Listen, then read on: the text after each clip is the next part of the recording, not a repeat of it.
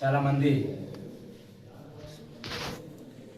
నిన్నటి press meet పెట్టారు. వాళ్ళు ఈరోజు తెలుగుదేశం పార్టీ వాళ్ళు ఏం మాట్లాడతాము, వాళ్ళు ఏం మాట్లాడినా కానీ మన దగ్గర ఉండే మూట్లంతా ఇప్పేలేనసి వాళ్ళు కట్టలు రెడీగా పెట్టుకున్నారంట. రేపు ఆ కట్టలను తిప్పేదానికి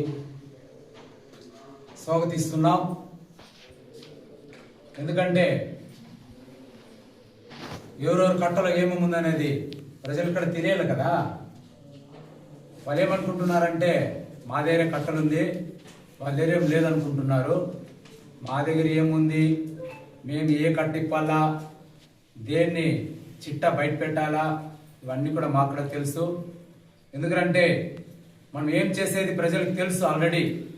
కాకపోతే మళ్ళీ దాన్ని మనము రిపీట్ చేసి ఏది నిజము ఏది అబద్ధము అనేది గతంలో కూడా ప్రజలు నిర్ణయించారు. దానికి తగిన రిజల్ట్ కూడా ఇచ్చినారు.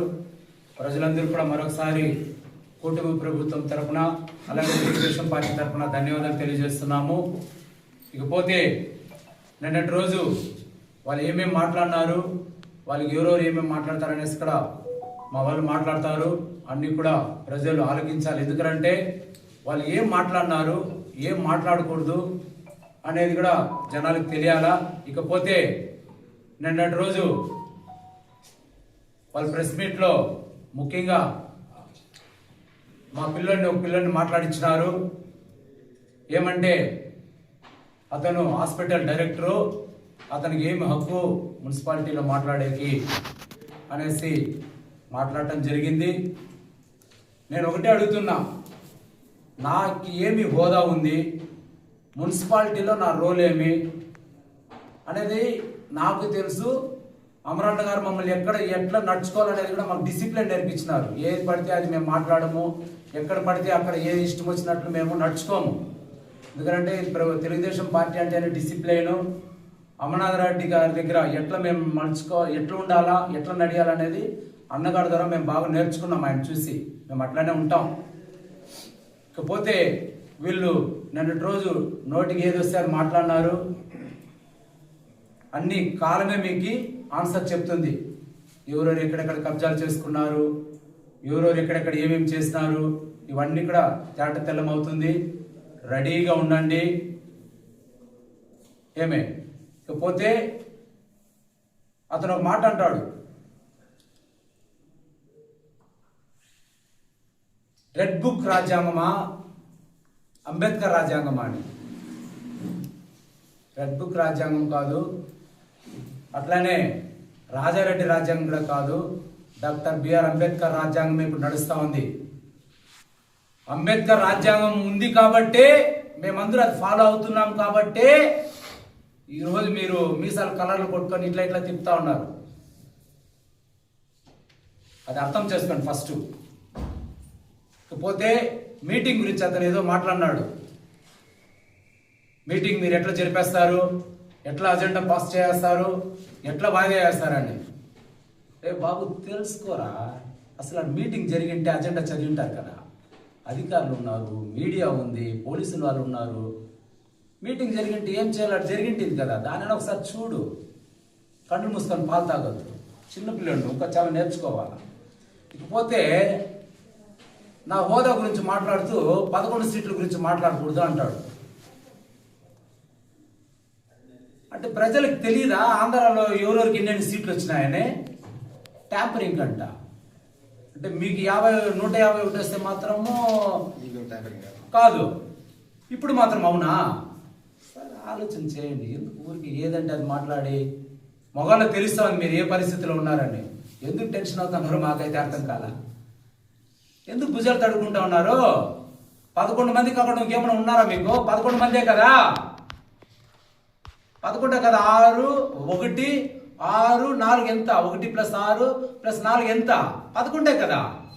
ఆ 11 మేము చెప్పింది, మీరెందుకు కులికి పడతా ఉన్నారు? ఇకపోతే డెవలప్మెంట్ గురించి మా వాళ్ళు చెప్తారు, చాలా ఉంది చరిత్ర. డెవలప్మెంట్ ఏమనేది మేము చేస్తాం. మీరు 5 సంవత్సరాలు ఏం చేయలేదనేసి ప్రజలకు తెలుసు. మేము ఏం చేయాలో మాకు తెలుసు. మాకంటూ అజెండా ఉంది, మా నాయకుడు ఉన్నారు. అమరన్న గారు పొలంలో ఎట్లా డెవలప్ చేయాలనేసి కూడా ఒక ప్లాన్ ఆఫ్ యాక్షన్ ఉంది మా దగ్గర. మీకు తెలుసా? మీకు చెప్పి చేయలేమే, మేము చేస్తాంలే, నీకెందుకు అంత ఇది? మాట్లాడేటప్పుడు నేను ఏం మాట్లాడినా, ఎందుకో రాలేదన్నా, అది ప్రజలకు తెలియదా, మీకు తెలియదా? మీరు ఎందుకు రాలేదని మీకు తెలుసు కదా, మళ్ళీ ఎందుకు పాపం మీరు నటిస్తూ ఉన్నారు? నేను పాపం అందరూ ఒకటి అయిపోయినట్టు, మీరు ఒకటి కాలేదనేది, మీరు ఒకటి అవ్వాలనేది మా ఉద్దేశం. ఇక్కడ ఎందుకంటే కలిసి ఉంటే ఎవరెవరు గొప్ప ఎంత అని బయటకు తెలుస్తుంది. నీ చరిత్ర కావాలంటే మేము చాలా అయిపోతాం. దండపల్లి రోడ్లో ఒక చరిత్ర ఉంది నీది. గడ్డూరు కాలనీకి పోతే నువ్వు ఎన్ని ప్లాట్లు అమ్మినావు, ఆ చిట్టంతా మా దగ్గర ఉంది. త్వరలో అన్ని బయట వస్తానైనా ఊరికి ఆతరపడి నోరుంది కదా, లేకపోతే వాళ్ళు ఏదో నేను ఎక్కించినట్టుంది చూసి ఎక్కువ ముందే సన్నగా ఉన్న కాలు చేతులను ఇరిగిపోతుంది. వయసు తగ్గట్టు మాట్లాడు. మర్యాద గురించి నాకు చెప్తావా? ఎవరు నన్ను అడుగు, నా మర్యాద ఏమనేది చెప్తారు. నేను ఎవరిని పెద్ద చిన్న లేకుండా మాట్లాడను. నేను ఏమో మీటింగ్కి రాలా అనేసి అడిగినాము, తప్పంటే మేము ఏమనేది? సర్క్యులర్ పంపించింది వాస్తవమా కాదా? అట్లా ఒకవేళ మీటింగ్ క్యాన్సిల్ అయితే మాకు మెసేజ్ పెట్టిండాలా, లేకపోతే మాకు ఈ లెటర్ అయినా పంపించిండాలా? నాకైతే చెప్పినారు అనుకో, ఏదో మీరు చెప్తా ఉన్నారు, కమిషనర్ చెప్పినారు అది ఇది అనేసి. ప్రెస్ వాళ్ళు ఎందుకు వచ్చినారు? వాళ్ళకు ఎవరు చెప్తారో, అధికారులకు ఎవరు చెప్తారో? దయచేసి ప్రజలందరూ కూడా గమనించండి. వీళ్ళకి అక్కడ లొసుగులు ఉండేది వాస్తవం. వీళ్ళు ఒకరు కొట్టుకుంటా ఉన్నారు, ఇష్టం వచ్చినట్లు దోచుకున్నారు. అవన్నీ బయట వస్తుందనే భయంతోనే వీళ్ళు ఇట్లా కొట్టుకుంటా ఉన్నారు తప్పిస్తే వీళ్ళేం పెద్ద యోగ్యులేం కాదు. రాబో రోజుల్లో ఎవరెవరికి ఏమేమి తెలియాలో తెలియపరచడానికి, ప్రజలు కూడా తెలియజేయడానికి మేము సిద్ధంగా ఉన్నాను సందర్భంగా తెలియజేస్తున్నాను. జై హింద్. అందరికీ నమస్కారం. కూటమి ప్రభుత్వం వచ్చాక ప్రతిపక్ష నాయకులు నిన్న ప్రెస్ మీట్ పెట్టి అధికార పార్టీ నాయకుల మీద బురద చల్లే ప్రయత్నం చేస్తా ఉన్నారు. నేను నిన్న వైసీపీ కన్వీనర్ మాట్లాడిన మాటలకు నేను సమాధానము ఇవ్వదలుచుకున్నాను. నిన్న మీరు ప్రెస్ మీట్లో ఎలకలు అన్నీ ఎత్తుకొని పోతే ఈ 2 కౌన్సిలర్స్ మాత్రం ఎందుకు ఎత్తుకొని పోలేదు అనేసి మాట్లాడినారు. అది కూడా ఎత్తుకొని పోయి ఉంటారు ఆ రోజు క్యాంపింగ్ కానీ ఏం చేయకుండా ఉంటే. 7 మంది కౌన్సిలర్ని నేను క్యాంపింగ్ బయట పిలుచుకొని పోతే స్కూట్ని అప్పుడు ఆ రోజు వీళ్ళందరూ ఎవరు లేకపోతే ఆ సమయంలో 1, 2, 3 తప్పించి మిగిలిన వాళ్ళందరూ నాకు కూడా ఉన్నా కూడా వాళ్ళ యొక్క నామినేషన్ పేపర్లు స్కూట్నీలో మీరు చింపలేదా? ఇది వాస్తవము కాదా? అంతేకాకుండా మీరేమో అంటా ఉన్నారు, మా దగ్గర చిట్టా ఉంది, చిట్టా విప్పితే మీరు మాట్లాడుకోండి, వద్దు నేను చిట్టా విప్పను అన్నారు. నేను ప్రతిపక్ష నాయకులకి ఒక సవాల్ విసిరిస్తున్నా. దమ్ము ధైర్యం ఉంటే ఏదైతే చెప్పావో, ఏ ఎలక ఎంత తీసుకునిందో, ఏ ఎలక పారిపోయిందో అనేసి చెప్పావో, దమ్ము ధైర్యం ఉంటే నిజంగా మీరు కన్వీనర్ అయితే, మీ పార్టీలో ఉండే మీరు నాయకులైతే దమ్ము ధైర్యం ఉంటే ఆ చిట్టా విప్పండి అనేసి సభాముఖంగా సవాల్ విసిరిస్తున్నా. అంతేకాదు, అంటే ఏ రోజు మీరు ప్రతిపక్షంలో కానీ అధికారంలో కానీ డైరెక్ట్ ఎలక్షన్లో పార్టిసిపేట్ చేయని వ్యక్తి ఎవరు ఉన్నారంటే అది మీరే. ఏ రోజైనా పార్టిసిపేట్ చేశారా మీరు కూడా మారితే ఎట్లా? సరే, ఓకే. తర్వాత 26 వార్డులో ఈసారి మున్సిపాలిటీలో జెండా ఎగరవేసామన్నారు. ఆల్రెడీ మాట ఇచ్చాం ఎలక్షన్ ముందే. మీరు అధికారంలో ఉన్నారు, మేము ప్రతిపక్షంలో ఉన్నా. పలమనేరు మున్సిపాలిటీలో మెజార్టీ తెస్తాము అంటే ఆ రోజు మీరు చాలా నవ్వారు, హేళన చేశారు. తెచ్చామా లేదా, తెప్పించామా చూసారు కదా అనేసి ఈ సభాముఖంగా తెలియజేసుకుంటున్నా. 10,000 ఓట్ల మెజార్టీ అంటే 5,000 ఓట్ల మెజార్టీ తెచ్చాం. ఇంకా నేను బ్యాలెట్ బాక్స్ సంబంధించి ఎంప్లాయీస్ ఓట్లు కూడా ఆ రోజు కౌంట్ చేయలేదు. ఎందుకంటే అప్పటికే మీరు అక్కడ నుండి పారిపోయినారు. అంతేకాకుండా మీరు 26 వార్డులో ఈసారి మున్సిపాలిటీ గెలుస్తామంటున్నారు కౌన్సిలర్స్. దమ్ము ధైర్యం ఉంటే ఈసారి కానీ మున్సిపాలిటీలో మీరు కానీ చైర్మన్ అయితే, నువ్వైనా ఇంకోరైనా చైర్మన్ అయితే నేను గుండు గీసుకుంటానని సవాల్ చేస్తున్నాను. లేదు అంటే మీరు గీసుకుంటారా? దమ్ముందా మీకే? దీనికి సమాధానం చెప్పండి. ఏదైతే మీరు చిట్టాలు ఇప్పుతారో చిట్టికలో ఇప్పమనేసి తెలియజేసుకుంటున్నాను. అంతేకాదు ఇంకో ఆయన మాట్లాడతారు అభివృద్ధి చేయలేదనేసి.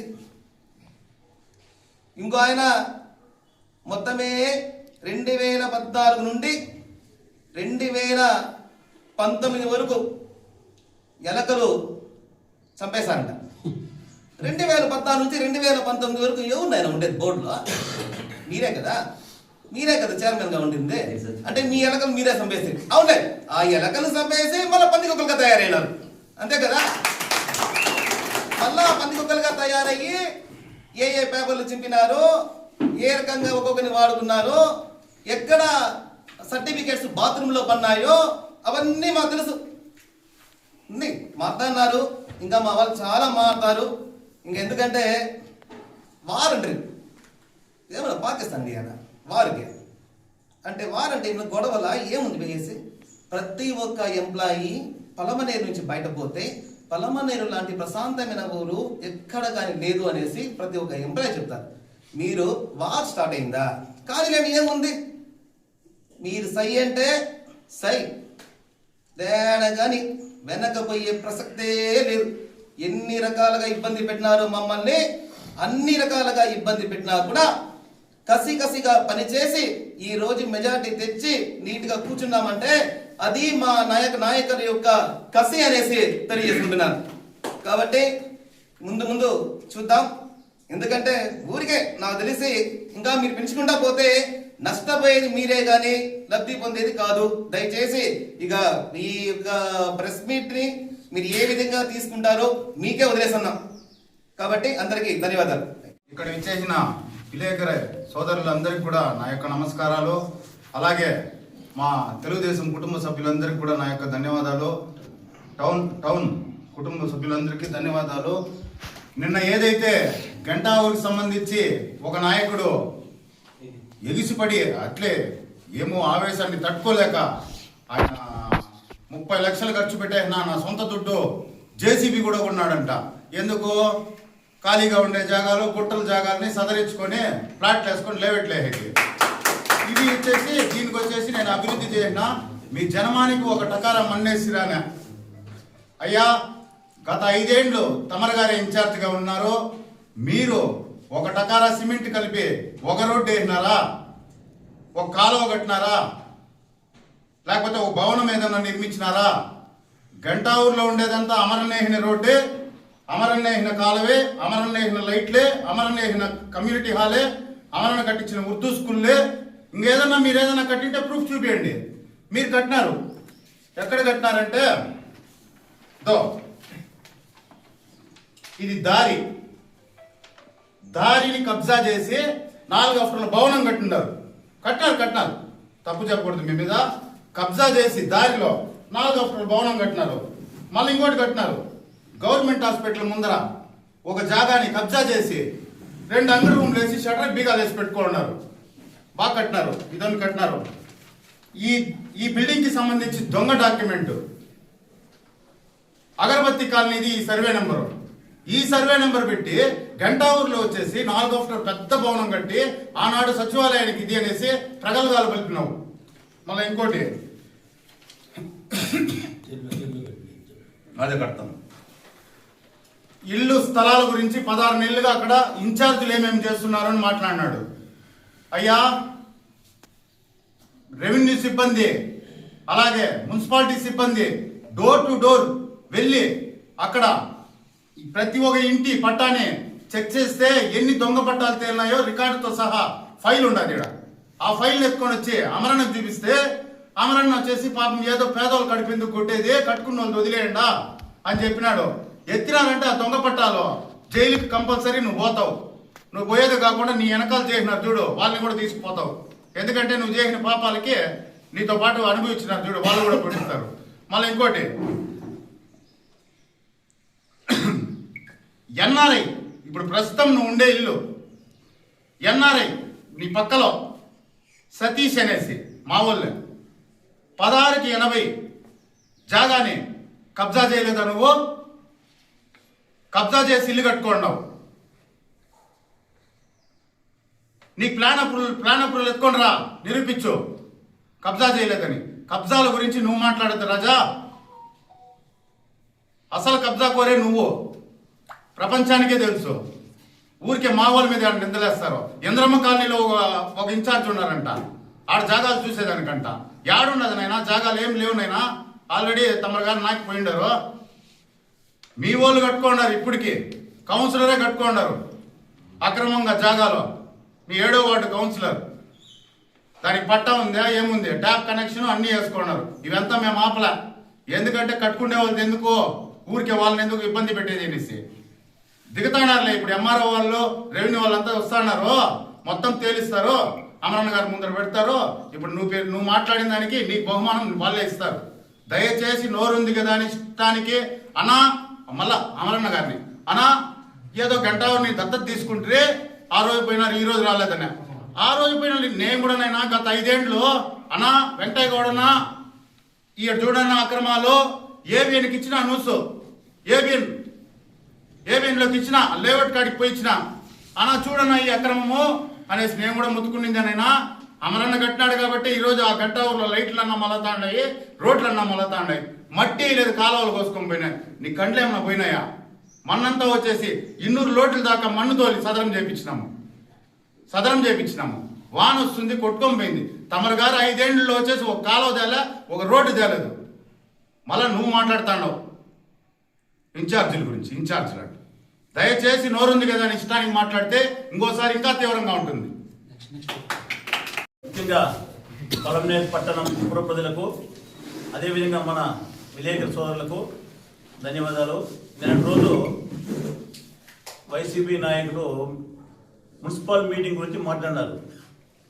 మనమల్ని ప్రజాక్షేత్రంలో గెలిపించినారు, 26 మంది కౌన్సిలర్లు గెలిపించినారు. మనం నెల మీటింగ్ పెట్టుకొని ప్రజలకు కష్ట నష్టాలు, బాధ సాధకాలు మాట్లాడేదానికి ఒక క్షేత్రంగా మున్సిపల్ మీటింగ్ నెల పెట్టవాలి. కానీ మన చైర్మన్ గారు అది ఏమో ఆయన ఎవరికి భయపడో ఇంకొరికి భయపడో నెలల మీటింగ్ పెట్టి 3 నెలలకు ఒకసారి మీటింగ్ పెట్టి మమా అనిపించుకొని పోతున్నాడు. అది వాళ్ళలో ఉండే ఇంటర్నల్ ఒప్పందం ఏమో మనకు తెలియదు. ముఖ్యంగా వాళ్ళు కొంతమంది కౌన్సిలర్లు చీకటిలో ఒప్పందం చేసుకొని డిప్ సిస్టమ్ ద్వారా రూములు వేసుకున్నారు. ఆ రూములు కట్టుకున్నారు, దానికి మేము ఎటువంటి అభ్యంతరం లేదు. మీ వాళ్ళు రూములు కట్టుకున్నది మీరే, దాన్ని మున్సిపల్ ఆమోదించి దానికి ట్యాక్స్ ఫిక్స్ చేయాల్సిన బాధ్యత మీది, బాడీ మీద ఉంది. కాబట్టి మీ లోపాలు పెట్టుకొని మా మీద ఎందుకు బొలసలేదు మీరు? అదేవిధంగా రాజకాలువ మీద రూమ్స్ కట్టినారు. రూమ్స్ కట్టి మొన్న వర్షంలో రాజకాలువ పాడై పూడిపోయి జనతా బజార్ సాధారణంగా 10 లక్షల రూపాయలు నష్టం తెచ్చినారు. ఇది కారణం మీది కదా. ఇంకో నాయకుడు మాట్లాడతాడు, ఏమని మాట్లాడతాడు? మీ చిట్టాలు ఇప్తాం. అదేదో చిట్లో ఇప్పాయే, అదేముంది తెచ్చిపోతుంది కదా. ఒక దొంగ బంగారం దొంగలిస్తాడు, ఆ దొంగ అమ్మితే కొన్నాడు దొంగే, అమ్మినాడు దొంగే కదా. ప్రజాస్వామ్యాన్ని, రాజ్యాంగబద్ధంగా జరగాల్సిన ఎలక్షన్ని మీరు భ్రష్టు పట్టించి అవినీతి పాలు చేసి మీరు చిట్టా ఇప్పండి, దాంట్లో మీరు భాగస్వాములే కదా. మీరు ఎప్పుడూ కానీ క్షేత్రస్థాయిలో గెలిచి రాజకీయ నాయకుడు కాలేదు. ఈరోజు రేపు 26 వాటికి గెలిపిస్తూ ఉంటాను కదా. 26 వాటికి 26 ఎట్లా గెలిపిస్తారు? అది నువ్వు కాదు, నేను కాదు నిర్ణయించేది, ప్రజలు నిర్ణయించల్లా. ఇంకో నాయకుడు అంటాడు, నేను జేసీబీ తీయించి గంటాపురం డెవలప్ చేసి 30 లక్షలు ఖర్చు పెట్టిన అంటాడు. జేసీబీ తీయించింది ఏమిటి నైనా నువ్వు? మట్టి అమ్ముకునేదానికి. అదే ఒక గుట్ట సదరం చేసి ప్లాట్లు వేసి అధికారులు టౌన్ ప్లానింగ్ 10 ప్లాట్లు వేస్తే ఒక్కొక్క గడికి తగ్గించి ఒక ప్లాటు 13 ప్లాట్లు చేసినావు. ఆ 13 ప్లాట్లో నువ్వు 3 ప్లాట్లో నువ్వు రియల్ ఎస్టేట్ చేస్తున్నావు. అదేవిధంగా మానీర్ కమిటీ మీరు మెయింటైన్ చేస్తున్నారు. మానీర్ కమిటీ ఒక్క సభ్యుని దగ్గర డిపాజిట్ 12,000 10,000 కట్టించుకున్నారు. నెలల 150 రూపాయలు 150 వదిలి చేస్తున్నారు. ఈ వదిలి చేసేటప్పుడు మానీర్ కమిటీ మెయింటైన్ చేయాలి, ఎవరు కట్టాలి? కరెంట్ బిల్లు మీరే కదా కట్టాలా? అది మన మున్సిపల్ ఆఫీస్ నుంచి అకౌంట్ నుంచి 9 లక్షల రూపాయలు మానే కరెంట్ బిల్ కట్టించినారు. ఈ డబ్బులంతా కరెంట్ బిల్ ఏమైంది, డిపాజిట్ డబ్బులు ఏమైంది, ఇవంతా మీరు తినలేదా? 30 లక్షలు కట్టి ఇవంతా ఈ 30 లక్షలు ఇవే కదా అవినీతి చేసేది. కాబట్టి ఏదైనా మాట్లాడేటప్పుడు ఏం జరుగుతుంది, మనమేమి గురిగింజ కింద నలుపు తెలుతండి గురిగింజకి, అట్లా మీరు సత్యాలు మాట సత్యాలు చెప్తారు. ఇవన్నీ తెలుసుకొని మాట్లాడితే బాగుంటుందని మేము కోరుకుంటాం. జై హింద్, జై తెలుగుదేశం. తెలుగుదేశం పార్టీ కుటుంబ సభ్యులకు, కూటమి నాయకులకు, మీడియా మిత్రులకు ప్రతి ఒక్కరికి నమస్కారాలు తెలియజేసుకుంటున్నాను. ఇప్పుడు కూటమి ప్రభుత్వం అధికారంలోకి వచ్చి దాదాపు 1.5 సంవత్సరం కావస్తుంది.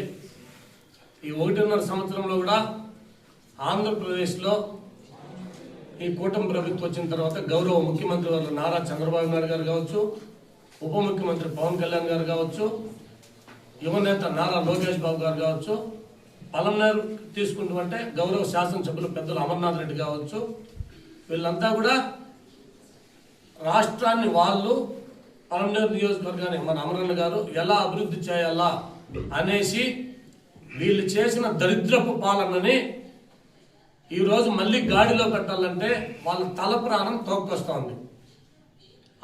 దీంట్లో ఉన్నారు. సెంట్రల్లో గౌరవ ప్రధానమంత్రి గారి నరేంద్ర మోడీ గారి ఆశీస్సులతో ఈరోజు రాష్ట్రము ఈ 1.5 సంవత్సరంలోనే ఎంత అభివృద్ధి చెందిందో విజ్ఞులు, చదువుకున్న వాళ్ళు, ఉన్నత వర్గాలంతా కూడా పేద బడుగు బలహీన అంతా కూడా ఆలోచన చేస్తున్నారు. ఆ మూమెంట్లో ఈరోజు ఆంధ్రప్రదేశ్ ఎంతో అభివృద్ధిలో ముందుకు పోతా ఉంది. ఎందుకంటే వీళ్ళు 5 ఏళ్ళు చేసిన అవినీతి అరాచక పాలన, కనీసం ఉద్యోగులకు జీతాలు లేకుండా, కనీసం పెన్షన్ లేకుండా అతపాలానికి తొక్కేసిన ఆంధ్రప్రదేశ్ ని అభివృద్ధి దిశగా ఈ రోజు పెద్ద పెద్ద మన నాయకులు తీసుకెళ్తా ఉంటే అది చూసి ఓర్చుకోలేని మన పలమనేరులోని అంతా ప్రబుద్ధులే, మాట్లాడేదంతా శ్రీరంగ నీతులే, దూరేదంతా దొమ్మిరి గుడిసెలే. మన పలమనేరు నాయకులు చెప్తున్నా. ఎందుకంటే ప్రాక్టికల్ గా నేను అనుభవించిన గత మున్సిపల్ ఎన్నికలు అన్నప్పుడు నా అనుభవం కూడా మీతో చెప్పదలుచుకున్నాను. పలమనేరు పట్టణ టౌన్ కన్వీనర్ అయినటువంటి ఒక ఆర్మీలో కూడా పనిచేసినారంట. అది ఎందుకు ఆర్మీలో పనిచేసినా నాకు తెలియదు. ఎందుకంటే స్పెసిఫిక్ నన్ను పెట్టిన ఇబ్బంది నేను చెప్తుంటా. మున్సిపల్ ఎన్నికలు అర్ధరాత్రులకు తలుపులు తట్టి ఎట్లా చేసి అనేసి లాస్ట్ లో స్క్రూటినీ రోజు కూడా మున్సిపల్ ఆఫీస్ లో ఆ పరమేశ్వరుడు ఉండే గుడి వెనకాల వచ్చి అందరూ పెరికేసినాం, నీవు పెరకలేదు, నువ్వు ఉంటే పెరికేస్తా అని. ప్రజాశక్తిలో రావండియా, కనీసం మీ గవర్నమెంట్ మీద ఎటువంటి పాజిటివ్ ఉందా నెగిటివ్ ఉందా అని తెలుస్తుంది. అది కాకుండా మొత్తమే వీళ్ళు అనధికారంగా అన్ని అధికారులను చేతిలో పెట్టుకునేసి మున్సిపాలిటీలో రాత్రి అంతా ఉండి గబ్బు పట్టించేసి ఇది చేసేసి ఈ రోజు చిట్టా ఉంది. నీకు దమ్ము ధైర్యం ఉంటే నువ్వు భారత సైన్యంలో పనిచేసిన వాడు అయితే ఆ చిట్టా ఇప్పు. అది ఇప్పలేదు. అది పోంగా గత 2019 ముందు ఎన్నికలప్పుడు ఇదే జగన్మోహన్ రెడ్డి గారు పలమనేరుకు వచ్చినప్పుడు మాజీ ఎమ్మెల్యే అయినట్టు వెంకటేగౌడ్ గారు ఇక్కడ మీటింగ్ పెట్టినప్పుడు బ్రహ్మాండంగా మాట్లాడారు. గంగన శిరసు, పెద్ద చెరువు, పలమనేరుకి ఇంటింటికి ట్యాపు, ప్రతి ఒక్కరికి ఇల్లు, ఇవిని ఈ 5 సంవత్సరాల్లో మీరు ఏదైతే అడిగినారో శ్వేతపత్రమో పలమనేరుకు ఒక్క మంచి అభివృద్ధి ఒకటి చేసిన దాఖలాలు మీకున్నాయా? చెప్పుకునేకి ఏమైనా ఉందా? ఏమీ లేదు. అది వచ్చి శ్వేతపత్రం అంట. కొన్ని రోజులుంటే మీ పర్సనల్ శ్వేతపత్రాలు అన్ని అధికారుల ద్వారా వాళ్ళే రిలీజ్ చేస్తారు. ప్రతి ఒక్క ఎవరెవరైతే ఉన్నారో మీరు ఇంటింటికి ఒక తహసీల్దార్ని పెట్టుకొని, తహసీల్దార్ సీల్ను పెట్టుకొని అనుకున్న వాళ్ళకంతా పట్టాలు ఇచ్చేసి ఆ అక్రమ పట్టాలు మీరు సక్రమ పట్టాలు అనుకొని ఒక ప్లాట్కి ఏం రేటు, గంటా ఊరంతా, కురప్పల్లంతా, గడ్డూరంతా అనేసి మీరంతా ఎంత అవినీతి చెందో మీ చిట్టాలు, పట్టాలు, మీ అవినీతి అక్రమాలు అవన్నీ కూడా మా పుట్టులో కూడా ఉన్నాయి. మేము రాజకీయమే చేస్తా ఉండేది. మీరు వారు 1 సైడ్ అంటున్నారు కదా, బ్రహ్మాండంగా వారు 1 సైడే చేస్తాము. వారు 1 సైడ్ ఈసారి జరిగేది. మీరంటాను 26 గెలిచేస్తే వైఎస్ఆర్సీపీ జెండా ఎగరేద్దామంటారు కదా. ఇక్కడ ఉండేది కూటమి ప్రభుత్వం. 4 కాలాల పాటు చల్లగా ఆంధ్రప్రదేశ్ ని ముందుకు తీసుకుపోయే దాంట్లో ఇంకా 15 కాదు 20 ఏళ్ళలో కూటమి ప్రభుత్వమే అధికారంలో ఉంటుంది. మీరు అనుకుంటారు 26 గెలిచి జెండా ఎగరేస్తామంటే పేపర్లు పెరిగేకి ఇంకోటి చేసాక అక్కడ ఉండేది గౌరవ ముఖ్యమంత్రి చంద్రబాబు నాయుడు గారు, అమరన్న గారు. ఇద్దరు క్రమశిక్షణ గల నాయకులు, ఎంతో రాజకీయ అనుభవం నాయకులు. వాళ్ళు మీలాగా చీప్ ట్రిక్స్ చేయరు. అది గుర్తుపెట్టుకునేసి ఇంకొక ఆయన చెప్తాడు మద్దంపల్లి రోడ్ అని. చేసిందే మీరే కదా. యువతని భ్రష్టు పట్టించింది మీరు కదా. గంజాయి మత్తులో దింపింది మీరు కదా. టెట్రా ప్యాకెట్లు ఈ రోజు మీదేదైతే వార్డు ఉన్నదో ఆ వార్డులో అంతా ప్రతి ఇంటికాడ టెట్రా ప్యాకెట్లు గుర్తులేదా? అదే మా మీద చెప్తున్నారు. మేము వచ్చిందన్నా సక్రమమైన మీ జగన్మోహన్ రెడ్డి 25 ఏళ్ళకి మా మద్యం షాప్ అంతా కుదువు పెట్టేస్తే దాన్ని సక్రమంగా అమ్ముతాము.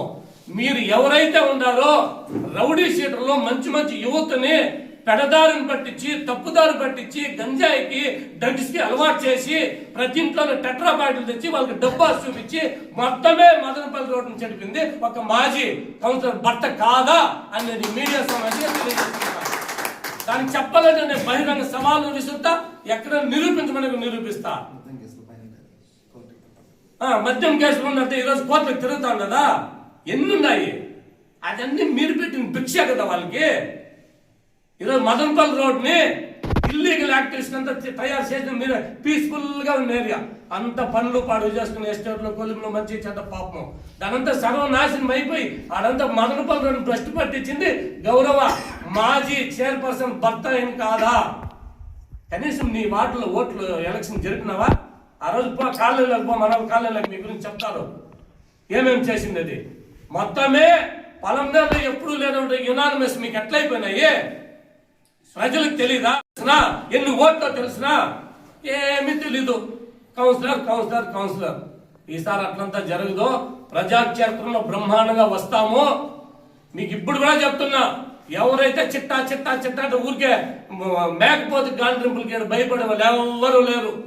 మేమంతా పులి గాండ్రింపులో ఇదే పద్ధతిలో మేము ఉన్నాము. మీరు చిట్టా ఏమన్నా ఇప్పండి. ఇక్కడ ఎవరు భయపడి వచ్చి బతుకున్నాడు ఎవడు లే. తప్పు చేసింది మీరే. దొంగ అన్నట్లుగా దయ్యాలు వేదాలు వల్లిస్తున్నట్లుగా ఉంది మీ చరిత్రలో. అన్నీ ఉన్నాయి. సమయం వచ్చినప్పుడు అధికారుల ద్వారా మేము విప్పుతాము. అమరన్న గారు ఎటువంటి నాయకులు ప్రతి ఒక్కరికి తెలుసు. కాబట్టి ఇంత దాస్తే మీకే మంచిది. ఎత్తాలంటే విత్ ప్రూఫ్స్ తో సహా మొత్తం మీడియా సోదరు బయట పెడతాం. పలంనే ప్రశాంతతగా ఉండాలనేదే అమరన్న గారి యొక్క ధ్యేయం. మా యొక్క ఆయన అడుగుజాడ లక్ష్యం మా ధ్యేయము. అంతేగాని ఏదేదో చెప్తాడు వినేకి ఎవరు సిద్ధంగా లేరు. ఈసారి ప్రజాశక్తులు రండి. ఎవరు సత్తా ఏమో ఈ మొన్న సాధారణ ఎన్నికలు తెలిసింది. ఈసారి ఇంకా బ్రహ్మాండంగా ఉంటాము. మా వాళ్ళంతా సైనికులుగా పనిచేసి పలంనేర్ అభివృద్ధి అమరన్న గారు తెలుగుదేశం పార్టీ మా యొక్క ధ్యేయం.